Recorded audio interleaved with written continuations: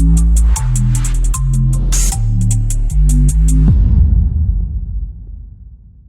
આગામી 11મી ઓગસ્ટ રવિવારના રોજ મુખ્યમંત્રીની ઉપસ્થિતિમાં તિરંગા યાત્રાનું આયોજન કરવામાં આવ્યું છે। પોલીસ કમિશનર અનુપમસિંહ ગેહલોત દ્વારા વાય જંકશન પર લોકોને તિરંગા આપવામાં આવ્યા હતા।